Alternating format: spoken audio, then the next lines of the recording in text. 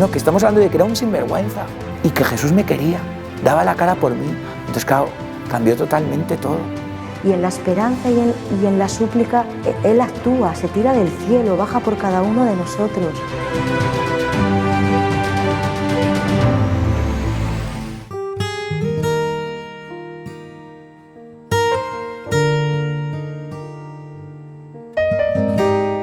Bueno, pues como sabéis me llamo Jon, tengo nombre vasco, he nacido en Guipúzcoa, es una de las cosas que quedan ahí con todo lo que hay en el corazón. Nací en Mondragón, en Guipúzcoa, hace 52 años y allí viví mi fe hasta que después me fui al seminario cuando vi clara la vocación sacerdotal. Y fui al seminario, a la diócesis de Toledo, donde viví la formación y donde fui ordenado sacerdote. En estos momentos estoy acogido en la diócesis de Getafe, en una parroquia en Valdemoro, la parroquia de Santiago Apóstol, porque mis padres se habían hecho ancianos, mayores, y yo veía que necesitábamos estar juntos, ¿no? Ellos necesitaban ya no seguir viviendo solos. Esta zona de Madrid tiene hospitales, como sabéis, casi por comarcas, bastante frecuentemente. La diócesis de Toledo es una diócesis más rural, donde los hospitales están más lejanos. Y a la hora de proponer a mis padres y de pedir a mis padres salir de su casa, pues hablando con el arzobispo de Toledo, entonces don Braulio, bueno, pues él se hizo muy comprensivo con esta situación y vimos la posibilidad de pedir la acogida en la diócesis de Getafe. Y ahí surgió el ir a Valdemoro, que tiene un hospital comarcal allí en la misma localidad, donde bueno, pues estos años que llevo ya van para 5, mis padres han vivido 4 años conmigo, pues han podido ser muy bien atendidos y a la vez pues ha podido compaginar fácilmente la vida pastoral en la parroquia con la atención de mis padres, sin encontrar grandes dificultades para vivir el ministerio sacerdotal, ¿no? Porque bien, pues cuando tienes muy cerca los médicos, el hospital, el centro de especialidades, de especialistas, pues enseguida vives tu cita o la cita que les corresponda y enseguida vuelves a estar en la parroquia y parece que no has hecho ningún corte, ¿no? No has tenido que hacer viajes, no has tenido que pasar una mañana entera fuera de la parroquia, fuera del pueblo. Y bueno, pues fue un poco una solución que se vio, ¿no? En este sentido tengo ahí una gratitud grande con los 2 obispos que estaban entonces en ambas diócesis y también con la diócesis que me ha acogido y con la diócesis que con generosidad también dejó marchar a un cura y atender pues esta realidad que también es nuestra familia, ¿no? Y bueno, aquí nos sorprendió el año pasado, el mes de marzo. Primero en el mes de febrero, a finales de febrero, mi padre, que tiene va a cumplir 88 años ya, tenía 87, iba a cumplir 87, en aquel momento saltó con algunos síntomas de gripe, que nos parecían de gripe, unas poquitas décimas de fiebre, pérdida del apetito. Supongo que tendría más síntomas que él mismo ni percibió, porque es un hombre de la generación de los niños que pasaron la guerra y estas generaciones son gente fuerte que se miran a sí mismos muy poco. Y bien, él pasó ahí 10 días, 12 días, un poco extraño, pero pensamos que era una gripe. Y El domingo 8 de marzo, durante la mañana, en las misas en la parroquia, yo fui encontrándome muy mal. De hecho, suelo explayarme bastante en la predicación y la misa del domingo suele ser una misa más bien larga, y ese día a mí mismo me sorprendió que no tenía fuerzas y la celebración de la Eucaristía prácticamente duró 30-35 minutos. Yo a medida que iba pasando la mañana me iba encontrando peor, y ya cuando pasó la mañana subí a casa y les dije a mis padres que iba a tomar algo, pero que me iba a meter en la cama porque no me encontraba bien, ¿no? Yo al día siguiente, el lunes 9, ya me iba encontrando muchísimo peor. Nuestro médico de familia que nos atiende a mis padres y a mí, él había caído también contagiado. Seguramente recordáis que en Valdemoro los contagios fueron brutales, fue de los primeros pueblos con un índice de contagios muy elevado, y yo el lunes me encontraba muy mal. Quería pensar que era una gripe, porque también la semana anterior había estado en un curso para sacerdotes, un curso de evangelización para sacerdotes, y en la casa que habíamos estado hacía mucho calor, nos querían tratar también, que tenían la calefacción muy alta, a veces teníamos que andar abriendo las ventanas por el calor que hacía, por el número que estábamos, y pensé que aquellos cambios de temperatura, también un compañero estaba con los mismos síntomas que yo, el médico que le había atendido le había asegurado que no era coronavirus, y entonces pues bueno, yo ahí me quedaba un poco como con cierta tranquilidad interior de que no era coronavirus, era una gripe.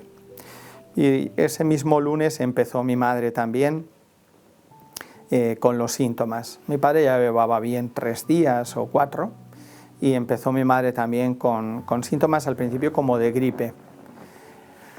Así fuimos avanzando la semana, cada vez peor. Yo recuerdo que el miércoles a las noches, cuando me acostaba, en el silencio de la habitación escuchaba mis pulmones hacer cosas raras, ¿no? Y el jueves también mi madre la vi un poco asustada por la noche, diciéndome que no respiraba bien. Bueno, le incorporé la cama, le llevé un poquito de agua, le puse un humidificador que me habían comprado unos feligreses esos días, porque a mí me daba mucho miedo ir al hospital de Valdemoro, que estaba ya plagado de coronavirus, y que si realmente lo único que teníamos era una gripe, contagiarnos allí. Por otro lado, ya los centros médicos pues estaban ya saturados, ya no se atendía personalmente, ya era por teléfono, pero el teléfono tampoco acababa de sonar nunca. Nuestro médico de familia, como decía antes, estaba ya de baja, llegó a estar también muy mal, y entonces estábamos ahí un poco como en una especie de intemperie en la que uno no sabía mucho cómo actuar, ¿no? Hasta que el sábado 14, me parece que era, sí, el sábado 14 de marzo, yo por la mañana, yo ya me encontraba muy mal, había tenido esos días por las noches una fiebre muy alta que no conseguía bajar con nada, y mi madre también se encontraba peor, y le dije, prepárate, nos vamos a urgencias, ¿no? Y nos marchamos para urgencias, y ahí empezó pues una historia desbordante de amor de Dios, y también de dolor, un dolor que estoy viviendo mucho más ahora que en aquel momento, ¿eh? En aquellos días pienso que el Señor me cogió en sus hombros y me hizo cruzar en sus hombros por un río tempestuoso de dolor, de muerte, pero que a mí no me salpicaba nada, porque me llevaba él. Yo en todo momento me sentía así, Incluso me llamaba mucho la atención la paz, la alegría interior honda, no era una alegría de quien te cuenta un chiste, pero sí que había una paz profunda y una alegría muy, muy, muy honda con la que pude vivir todos aquellos días y toda aquella situación, ¿no? Al llegar a urgencias, a mí me desarmó que cuando fui a ayudar a mi madre a bajar del coche, ella me pidió que buscara una silla de ruedas. Y esto me dejó desconcertado y de hecho me conmocionó, porque pues creo que como casi todas las personas que sean más o menos mayores, una de las cosas más terribles, y también para cualquier joven, claro, cuando le llega a esa situación, es pensar en verse en una silla de ruedas, ¿no? Entonces, esa petición suya me conmocionó. Y justo en ese mismo instante alguien me llamó por detrás, que salía me di la vuelta y eran dos personas, dos mujeres que no conocía en ese momento, con las mascarillas y tal. Era una chica de mi parroquia que tenían a su padre ingresado con su hermana. Salía su hermana y ella, tenían a su padre ingresado y al verme me llamaron, al reconocerme me llamaron, al volverme hacia ellas me vieron emocionado y me dijeron: padre, está todo bajo control, no se asuste, no tenga miedo.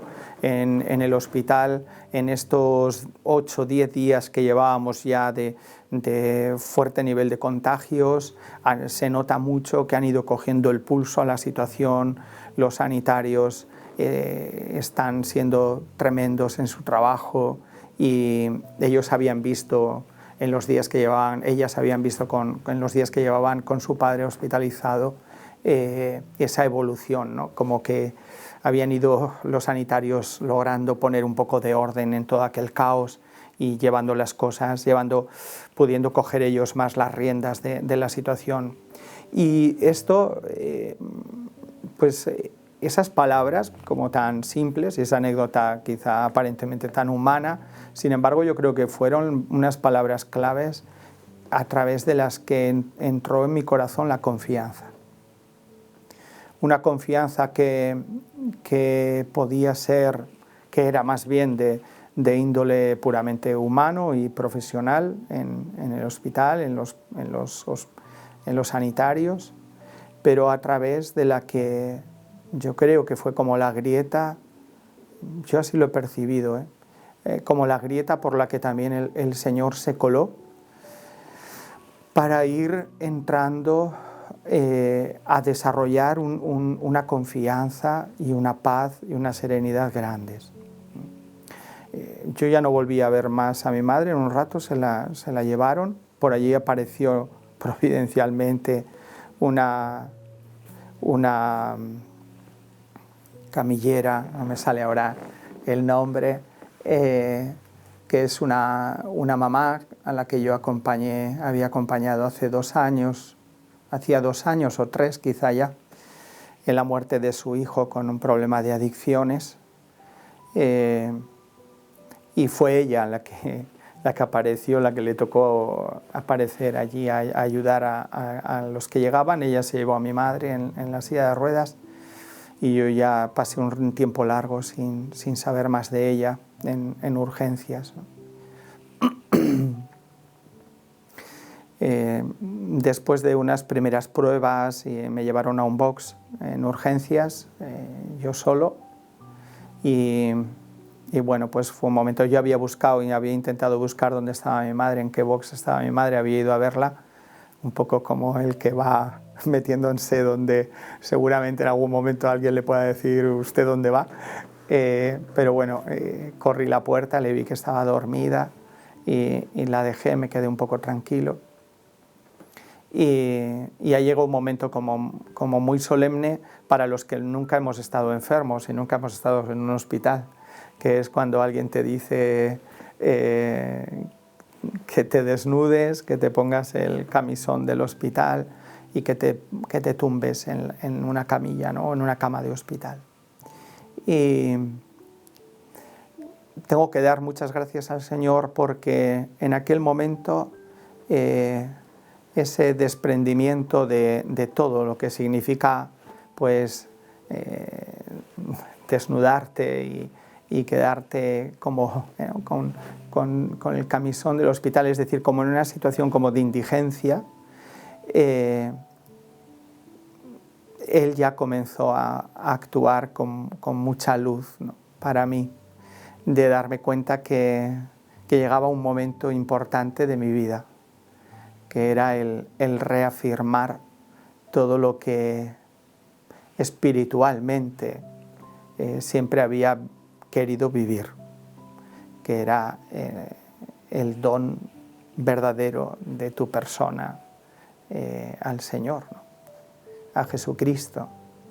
Y recuerdo que ya en aquel momento la cama del hospital la miraba mientras me quitaba la ropa y aparecía claramente, ¿no? Como la mesa del altar donde me tocaba vivir la misa de otra manera y celebrar otra misa distinta, entre comillas lo distinta. En este caso, la víctima, la hostia, tenía que ser yo mismo, ¿no? El ofrecerme a mí mismo. Y así vi la cama del hospital desde el primer momento, como un regalo grande, sin duda, del Señor, que me daba luz y me daba paz para vivir las cosas con serenidad y con luz, porque lo que hubiera correspondido es estar aterrado, ¿no? Y enseguida vino el médico de la urgencia a decirme que las radiografías que habían hecho a mi madre daban claramente un coronavirus claro, tenía los pulmones destrozados y que no creían que hubiera posibilidad de que ella saliera adelante. Con el típico añadido de los médicos que dicen, bueno, vamos a esperar 48 horas a ver cómo evoluciona. Guardo aquel momento también y aquella mirada suya con una facilidad para dar noticias así de un modo que ni ponderan lo negativo ni quitan la verdad, ¿no? Esto me admiró de aquel médico del que no he vuelto a saber nada más, al que me gustaría en algún momento de mi vida volver a encontrarlo y agradecerle. Y bueno, a mí también me hicieron algunas radiografías, algunas pruebas, ya me dijo que tenía una neumonía bilateral, me dejaron con el oxígeno y así pasamos la noche, cada uno en un box diferente, yo pensando bastante en cómo estaría mi madre, que tenía sus problemillas de salud por un Parkinson que tenía. Y por la mañana, no sé bien la hora, pero apareció el médico para decirme que no iban a esperar más tiempo a que llegaran los resultados de mi prueba de coronavirus, creo que había sido una PCR, porque era prácticamente seguro que yo lo tenía también y que me iban a llevar con mi madre. Ella había pasado bastante mala noche y estaba nerviosa y bueno, pues fue una alegría el encontrarnos. Recordaré siempre que teníamos un biombo que nos dividía en una de las entradas de las auxiliares. Las enfermeras les pidió si nos podían quitar el biombo, ¿no? Y bueno, así pasamos un poquito de tiempo hasta que nos hospitalizaron, nos subieron a la planta. Tuvimos ahí un tiempo también de incertidumbre si nos iban a tener que mandar a otros hospitales de Madrid o si nos dejaban allí hospitalizados. Y fue también otro momento de decir, Señor, en tus manos, ¿no? Tu Señor, sabes bien lo que yo tengo guardado en mi interior, todo aquello que me aturde, que no puedo olvidar, esas cosas que no dejan caminar. Tu Señor, hasta hoy me has seguido en cada paso de mi vida y me has dado grandes cosas que no puedo olvidar, los momentos que en mi vida quedarán. Fuimos subidos a la planta y después de un rato mi madre pudo descansar, se quedó dormida. Yo aproveché ahí para grabar a mis compañeros de arciprestazgo un pequeño audio. No tenía muchas fuerzas de andar escribiendo. Creo que grabar audios no era precisamente lo que más me ayudaba, pero fue lo que hice en ese momento. Porque en el grupo de WhatsApp que tenemos en el arciprestazgo, en aquellos momentos pues veía a mis compañeros sufriendo, ¿no? Y se había anunciado el confinamiento por parte del gobierno y un poco como algún compañero que estaba ya contagiado, también de Valdemoro, pues había cierta tensión de cómo vivir la situación. Las parroquias cerradas, sin poder tener ningún tipo de actividad con la gente. Los sacerdotes, pues como sabéis, si vivimos una enfermedad, la vivimos muy solos, absolutamente solos. Entonces este compañero que estaba ya contagiado, pues un poco les dejaba caer estas cosas a los demás compañeros, ¿no? Pensad bien lo que vais a decidir, lo que vais a hacer, antes de que mañana por la mañana esté ya prohibido movernos. Y bueno, pues a mí me daba mucha pena ver a mis compañeros pues sufriendo, ¿no? Viviendo un momento de... Porque lo mío estaba muy claro, yo tenía muy claro lo que tenía que hacer, no tenía escapatoria. El Señor había sido muy claro y muy evidente conmigo. Pero ellos sí que estaban en un momento de tener que tomar decisiones. Y bueno, pues ahí les grabé un pequeño mensaje que ahora cuando lo he escuchado en algún momento en las redes me he querido morir porque es un poco tétrico, porque subieron el audio a las redes y bueno, claro, yo estaba pues muy asfixiándome, ¿no? Ahogándome. Y bueno, pues les animé a lo que a mí el Señor me estaba dando a vivir en aquel momento, que era el ser. O sea, ha llegado tu momento de ser sacerdote. En muchos momentos haces reuniones, convocatorias, programaciones, tal. Ahora ha llegado la hora de ser. Y esto fue un poco lo que les compartí, lo que les animé, ¿no? Yo creo que había llegado una gran hora para nosotros, que era la hora de ser sacerdotes, de vivir una intimidad grande con el Señor en medio de nuestros barrios, en medio de nuestros pueblos, celebrar la Eucaristía solos, por nuestra gente que estaba confinada, como nosotros, como ellos les tocaba estar confinados también, pero compartiendo esa misma situación y viviendo ese momento sobrecogedor que es ver al Señor en tus manos, solos los dos, o sea, Cristo y tú, sin nadie, y también viviendo la verdad de la eficacia de la Eucaristía para nuestra gente, aunque nuestra gente no pueda estar asistiendo físicamente en el templo parroquial a la Eucaristía, ¿no?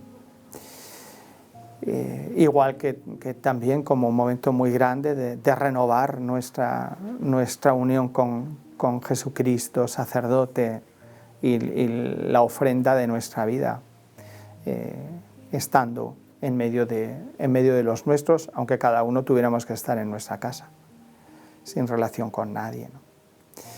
Y bueno, ahí fuimos viviendo. Este era el domingo, día 15, y el 16, ya el domingo, día 15, a mí, la médico que nos atendía en el hospital, a mi madre y a mí, Lidia, me dijo que debía de llevarme a la UCI,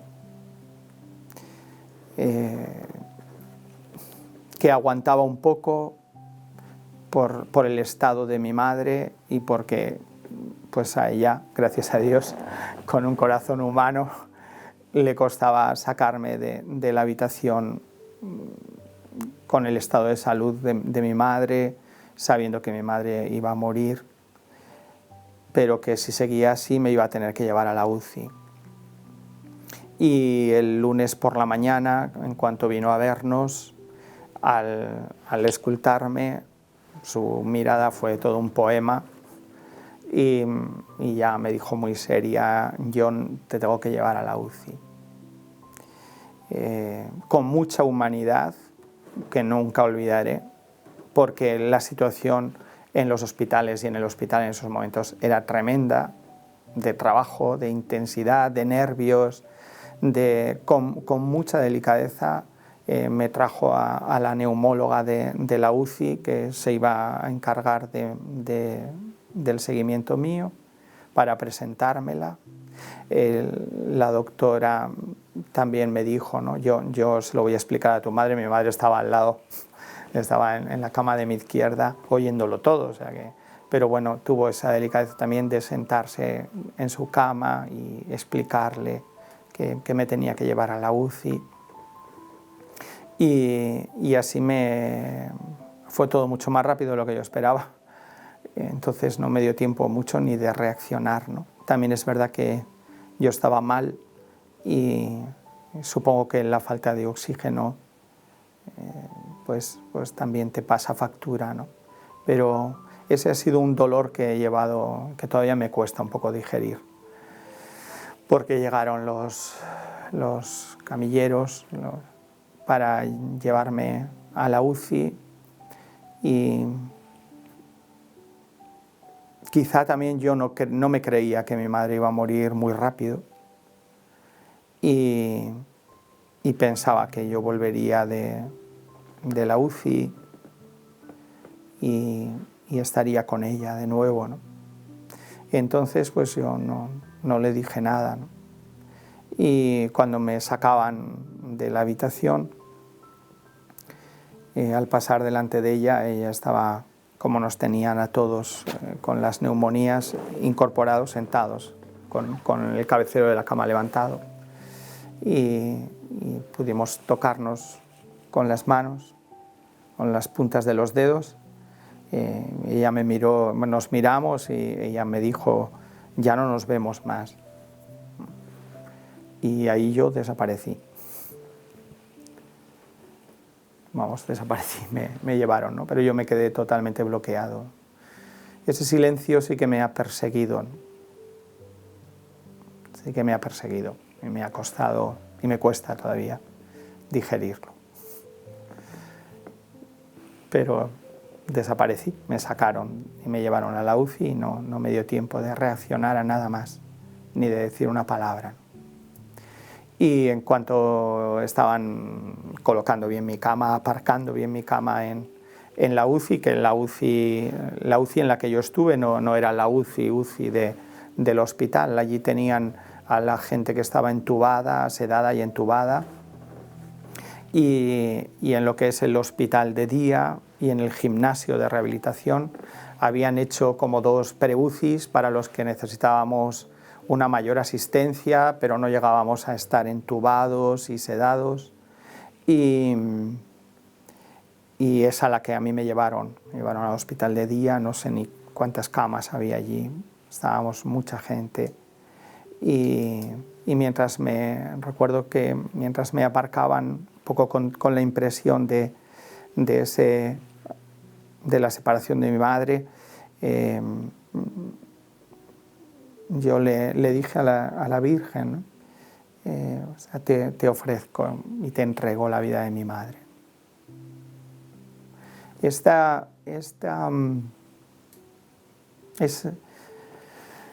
actitud de ofrenda, ¿no? Es algo de lo que doy muchas gracias al Señor, porque era un poco lo que aprendemos de Jesús cuando Él dice: a mí nadie me quita la vida, yo la entrego libremente por vosotros, ¿no?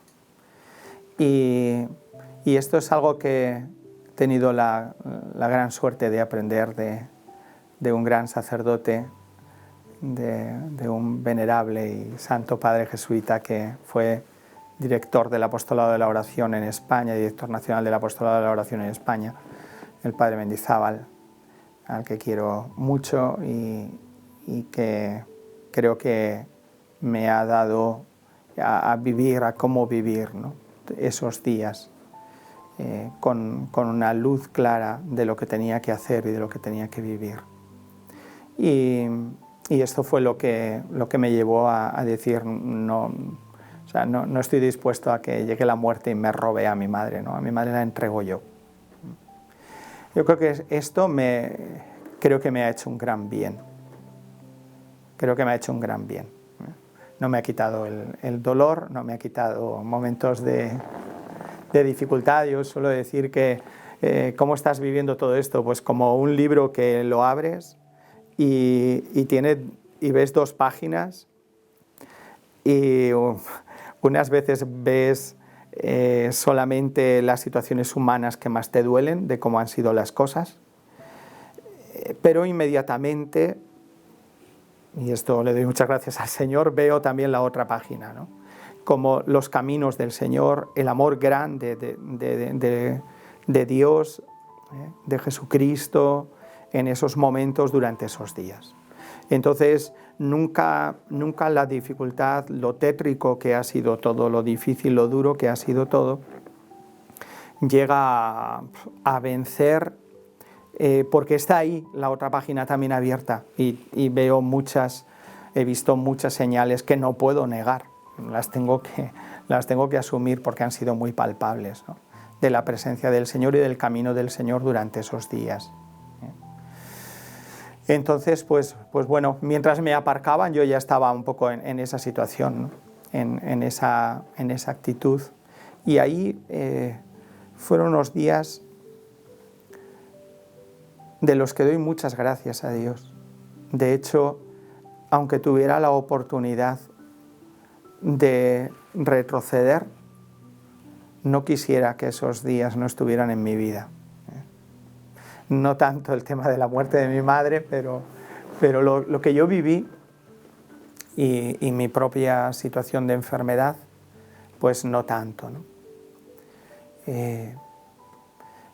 Durante los días que estuve en la UCI, que no recuerdo bien si fueron 6 o 7 o por ahí, quizá 5, no lo recuerdo bien, creo que hasta el viernes el Señor estaba tan presente que a mí me desbordaba mucho esa presencia suya. Me cuesta hablar de esto porque veo la dificultad de poner palabras humanas a lo que yo vivía durante esos días. Y sobre todo porque me da miedo crear confusión, ¿eh? Creo que hoy en día a veces tenemos un cierto peligro en algunos ambientes de iglesia de que nos guste mucho lo súper excepcional, ¿eh? Y es verdad que el Señor estaba allí, pero no era sensiblemente, no era porque hubiera como una percepción sensible, ni mucho menos por visiones, no, era estar. Él estaba allí, conmigo. Me acordé aquellos días del libro de García Morente, El hecho extraordinario, donde él dice, ¿no? Estaba en una habitación y de repente él estaba allí. Y cuenta un poquito, ¿no? Recuerdo que cuando yo leí esto de seminarista decía, ¿cómo será eso, ¿no? Qué suerte, ¿no? Que también me parecía un poco así, pues eso muy... Bueno, pues así.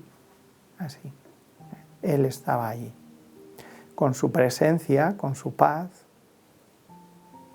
dando su luz para vivir toda aquella situación y haciéndome sentir realmente esto que decía al principio, como llevado sobre sus hombros, cruzando un río de dolor, de muerte,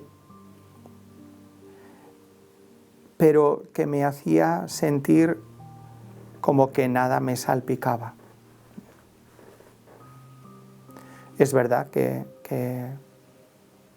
me dolía y el saber que un poco más allá, unos tabiques más allá, estaba mi madre sola en la habitación.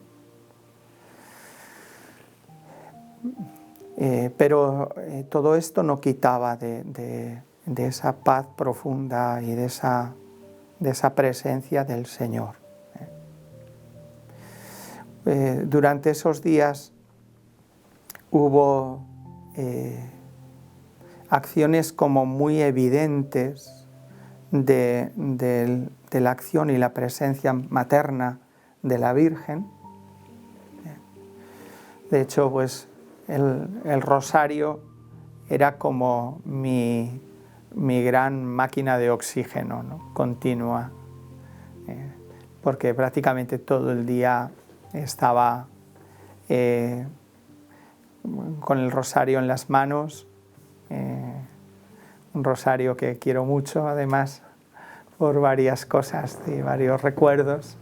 Es el rosario que tuve cuando murió el padre Mendizábal, mucho tiempo en sus manos durante aquella noche de su fallecimiento antes de darle sepultura, y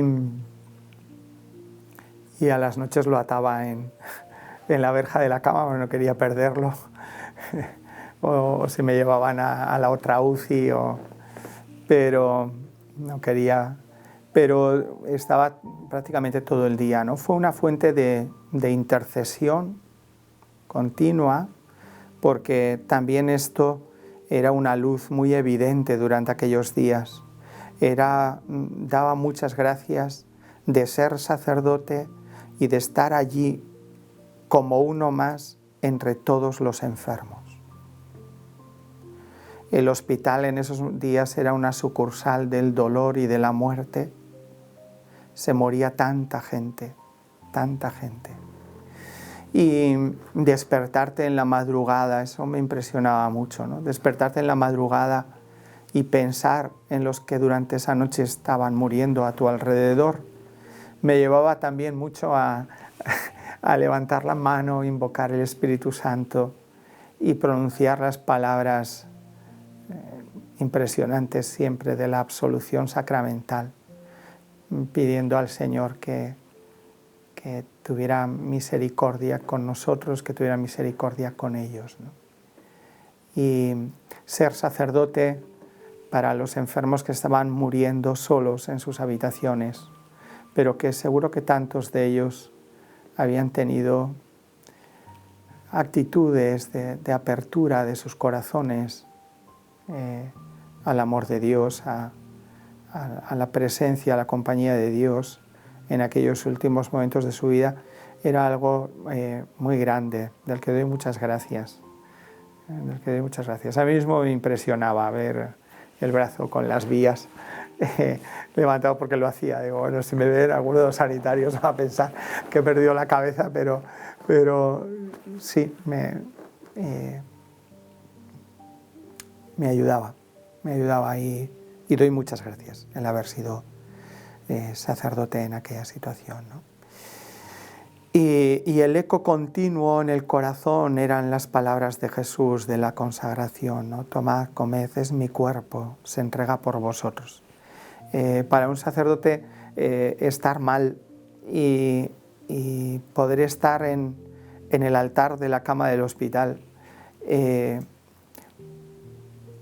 diciendo con Jesús las palabras de su entrega, pues era un regalo, y era una fuente de paz grande también, ¿no? Pensaba mucho en aquellos momentos y recé mucho por los sacerdotes. Siempre he tenido en el corazón, desde el seminario, siempre me ha impresionado nuestra vocación, desde niño, pero después pues uno va palpando, ¿no?, lo débiles que somos, lo frágiles que somos, cómo el Señor pone lo más grande que hay en este mundo en nuestras manos tan pobres. Y aquellos días continuamente era vivir una ofrenda de la vida por todos, pero muy particularmente por los sacerdotes, ¿no? Ese tomad, comed, es mi cuerpo, se entrega por vosotros.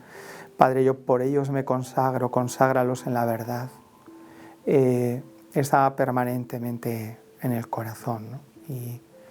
Y muy unido a mis fieles, a mis feligreses de la parroquia, a los que intentaba mandar un WhatsApp cada día contándoles cómo estaba y cómo íbamos viviendo, y mantener una unión en la oración y en la amistad también en un momento duro de la vida, que yo no percibía tanto como duro, eso lo tengo que decir. Lo estoy percibiendo más ahora, el momento duro, que en aquel momento.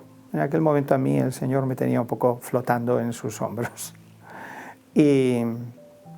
Pero les ponía un mensaje que nos mantuviera unidos en esos días.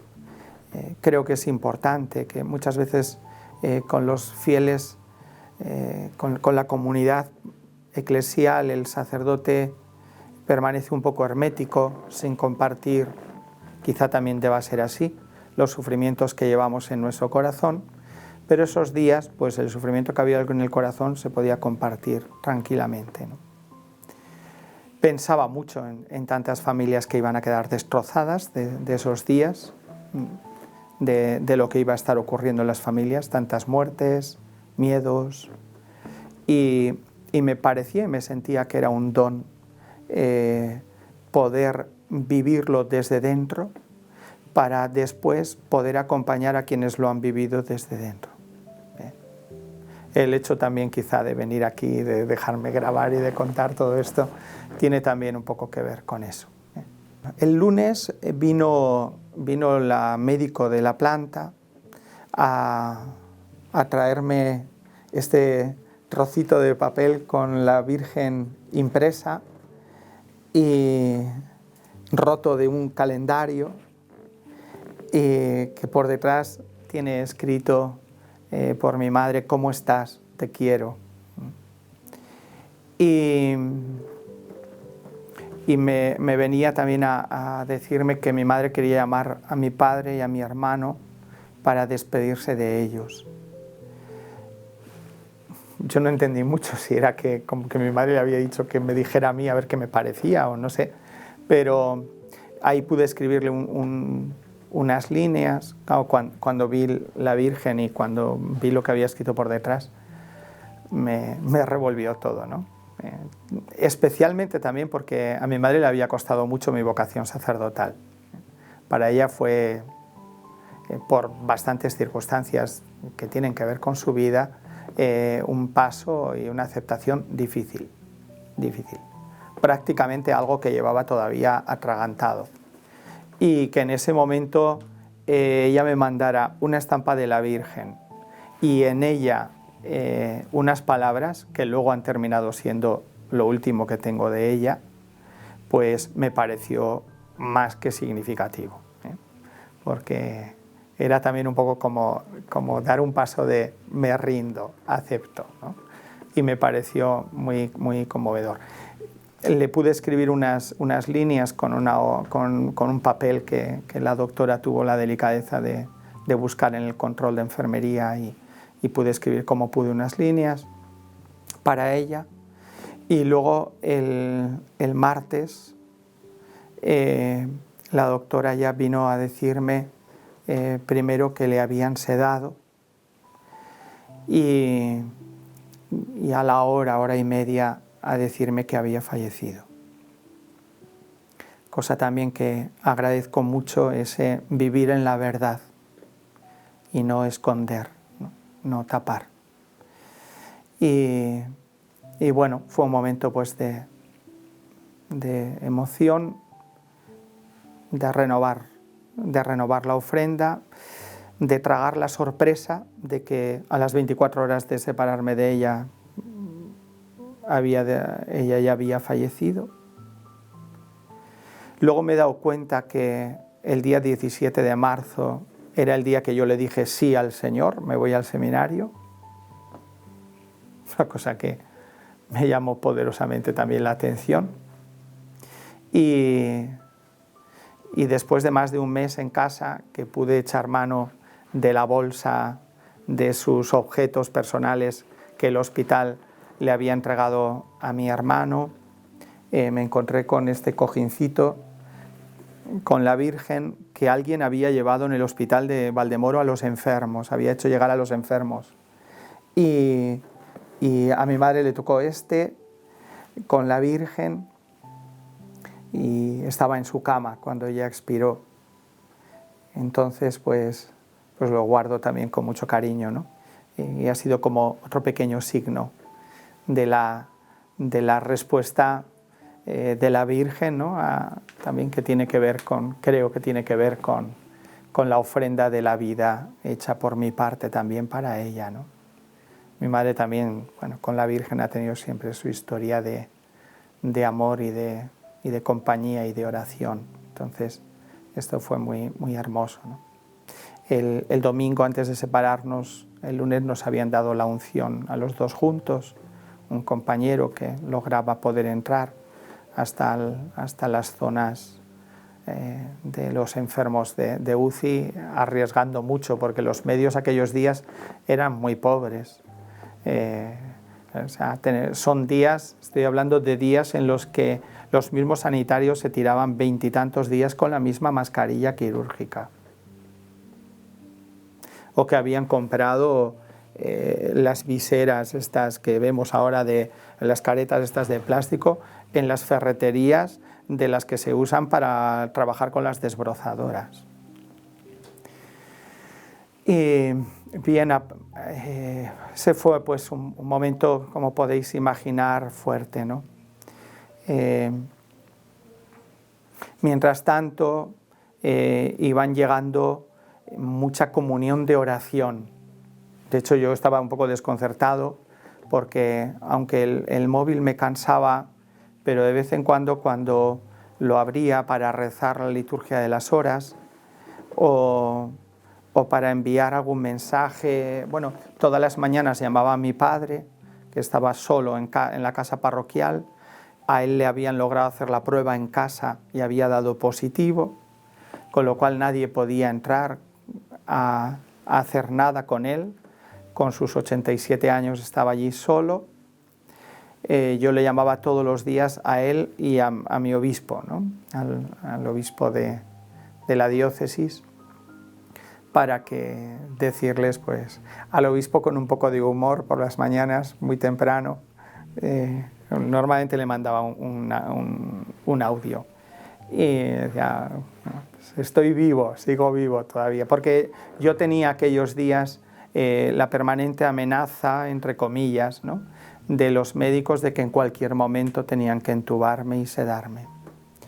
Y había momentos en que me daba un poquito la tos, después no lograba recuperar el ritmo de respiración, pasaba ahí unos segundos que venía el equipo médico corriendo al lado de mi cama, se quedaban mirándome a ver cómo evolucionaba, con unas caras, con unas miradas de miedo que eran lo que más transmitía. Y luego siempre mi doctora de la UCI, un tesoro de profesional, la pobre siempre me decía, en cualquier momento de estos vamos a tener que sedarte y que entubarte. De hecho, también llamaron a la neumólogo que dirigía el equipo médico en la UCI de entubados para presentármela y para que yo la conociera. O sea, estas delicadezas me parecieron admirables, ¿eh? Igual que hubo momentos en la UCI donde llegué a emocionarme viendo a los equipos sanitarios trabajar, no solo con nosotros, sino intentando facilitar el trabajo a los del turno que llegaban.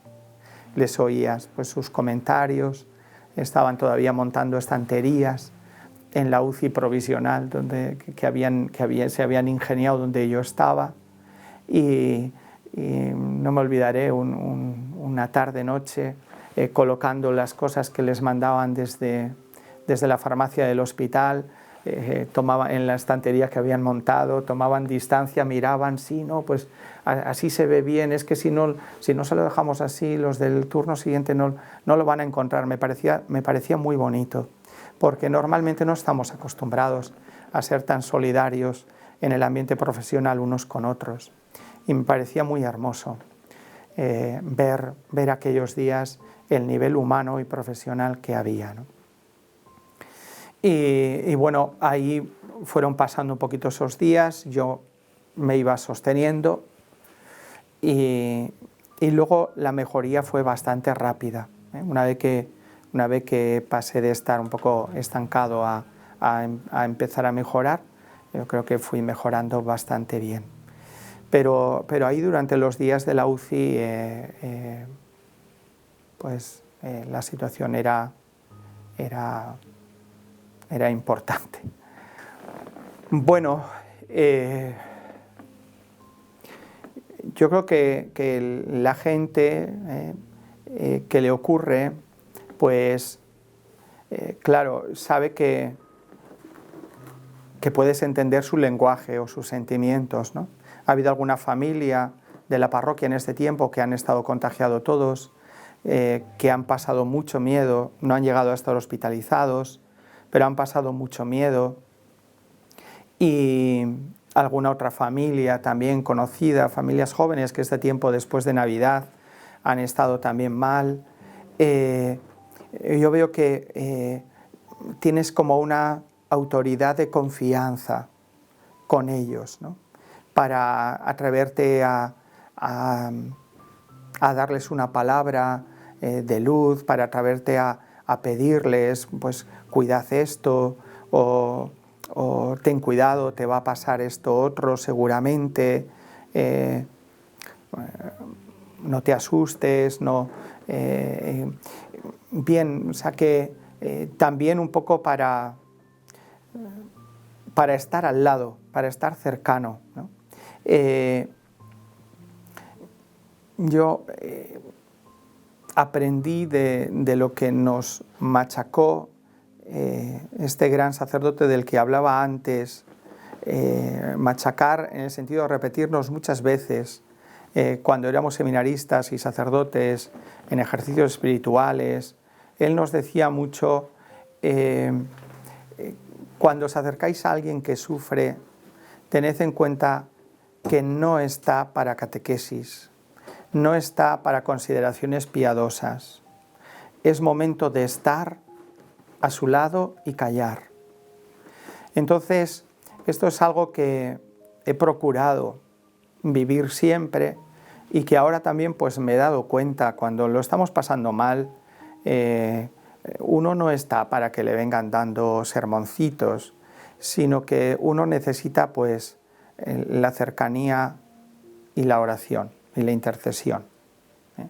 Y si quieres, incluso la intercesión, pues no hay por qué decir mucho que rezo mucho por ti, sino que hay que hacerlo y nada más. Porque a veces nos encontramos también con gente alejada que lo de que rezo mucho por ti, pues igual no lo entiende, ¿no?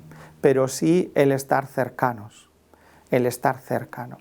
Entonces, y cuando además quien está cerca es alguien que lo ha pasado, lo ha vivido, pues, y lo has vivido pues con dureza, no solo por lo que tú has vivido, sino que también has tenido que vivir la muerte de una madre o la muerte de alguien muy querido, pues en la gente sí que notas un tono de apertura y de acogida de lo que tú puedas decir o lo que tú puedas aportar.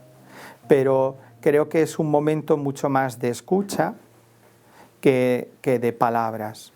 Sí quisiera como saber dejar, ¿no?, algunos puntos que a mí me han ayudado mucho y que creo que han sido trascendentales. Para las personas que han tenido fallecimientos de personas tan queridas en sus casas, en sus familias. Primero, el drama de la soledad, en muchos casos, con la que han muerto esos enfermos. No es real, no es real. Es el gran fantasma de nuestro amor por ellos y de nuestros deseos de haber estado ahí. Pero tenemos que aceptar la verdad de que Jesucristo es más grande que nosotros. Y Él ha estado ahí. Él ha estado ahí. De que la Virgen María es más grande que nosotros. Y ella ha estado ahí. Yo esto lo tengo que aceptar. Para mí, aunque me cuesta mucho asumirlo, ha sido mucho más importante el beso de la Virgen. Digo beso, no lo toméis como físicamente. El beso de la Virgen, la presencia materna de la Virgen en los últimos momentos de la vida de mi madre, que el haber podido estar yo. Y mi gran certeza, mi gran consuelo es, ella ha estado ahí. Y ha muerto en sus brazos. Además, en mi caso he tenido como esos signos pequeños de que mi madre estaba unida a la Virgen en esos momentos. Pero esto es porque la Virgen estaba allí, porque si no de mi madre no hubiera salido el unirse a ella, seguramente. No hablo de presencias físicas, hablo de una realidad mucho más grande, mucho más grande. Igual que para los enfermos o para los que tengamos que pasar la enfermedad o para los que tengamos que vivir en el límite de pensar que podemos morir.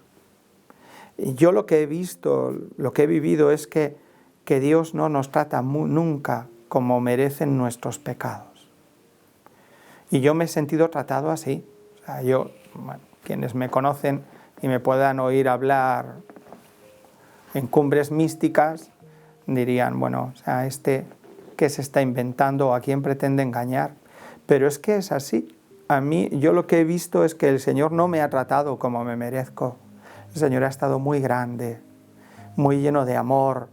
Ni siquiera hablaría de misericordia. En ningún momento me ha hecho sentir como que me estaba tratando con cuánta misericordia te quiero. Sí, lo sé que ese amor suyo era misericordioso, por supuesto, pero era amor, amor. O sea, te quiero porque te quiero. No te quiero porque te tengo misericordia. Es que ni siquiera me sentía así, ¿no? Y esta es una realidad grande, grande. Él no nos deja y nos ofrece su presencia, su amor para vivir también esta situación tremenda que estamos viviendo, porque aun los que no han llegado a estar enfermos ni a tener pérdidas, hay personas que solamente el confinamiento, la situación difícil que estamos viviendo, que parece una película de terror, cuando salgo a la calle nos encontramos todos con las mascarillas, me parece surrealista y a veces uno está harto, ¿no? Y por las mañanas a veces logras olvidarte en casa y cuando vas a salir y tienes que echar mano a la mascarilla y dices, todavía seguimos así. Y es verdad que es, pero creo que también, o sea, si nos dejamos, si nos abrimos, Jesucristo da sentido también a esta situación que estamos viviendo y la llena de fecundidad. La vida que tenemos es mucho más que lo que experimentamos por fuera. Si nos divertimos, si no nos divertimos, dentro de nosotros tenemos una vida tan grande, que es tener a Cristo, Y este momento de nuestra vida se puede convertir, tenemos que dejar que se convierta en que el motor que llevamos dentro se haga visible, pueda ser visible y lo podamos vivir con Él y desde Él. Me parece muy importante la mediación de la Iglesia y de la familia, pero también la mediación de la Iglesia. Mi familia es muy cortita, muy reducida, pero hemos podido vivir una situación de acompañamiento, de arropamiento eclesial inmenso, precioso, que nos ha sostenido durante los días más difíciles, pero también pues hay que dejarse acompañar, hay que abrirse a ser acompañados. Pienso que hoy en día también nos cuesta mucho, ¿no? Y creo que en las parroquias, en los barrios, los sacerdotes, las religiosas, estamos ahí para acompañar en el nombre del Señor, Y detrás hay mucha generosidad. Yo quizá estoy vivo por la ofrenda que han hecho algunas personas de su oración, incluso de su vida por mí.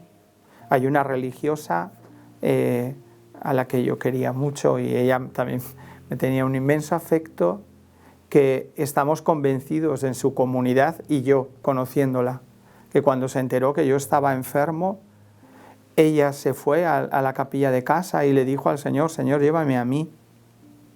Si tengo 90 años, ¿qué pinto yo aquí? No lo parecía, era todavía catequista de confirmación de adultos en su parroquia en Fuenlabrada, aquí en Madrid. Y una mujer llena de vitalidad. Y me lo creo, que María, seguro, estoy convencido de que hizo con el Señor ese pacto y de que le pidió: llévame a mí, mi vida ya está terminada. Y ni mucho menos, yo había estado hacía un mes con ella comiendo aquí en Madrid y charlando juntos, y me decían, aquellos días, sus hermanas, que no tenían mi teléfono de comunidad, le pidieron al párroco: llámale a John y dile que estamos convencidas de que María ha ofrecido la vida por él, porque a medida que se iba enterando que él iba estando peor, ella fue empeorando, ella se puso mala y fue empeorando, y en 4 días expiró. O sea, pero esta es, no quiero quedarme como en esa anécdota personal, sino que detrás del dolor y de la enfermedad de mucha gente está habiendo mucha oración para sostenerte en tu enfermedad y en tu cruz. Y incluso la gente que está hundida, sobrepasada por esta situación. Era un consuelo saber que en medio de toda esa situación teníamos un motor de intercesión y de ofrenda de todo lo que estaba ocurriendo. Creo que en este momento social que vivimos, la vida de la Iglesia, la intercesión de la Iglesia por todos, pero por cada uno, es muy importante y está siendo el sostén de la vida y del sufrimiento de todos los que lo están pasando difícilmente. Ven, Señor Jesús, que ahora tengo el corazón con un grito que me pide tu amor. Por eso ven, Señor Jesús, que te quiero hoy decir que mis ojos se han abierto y que sin ti no puedo más seguir. Ven, Señor Jesús,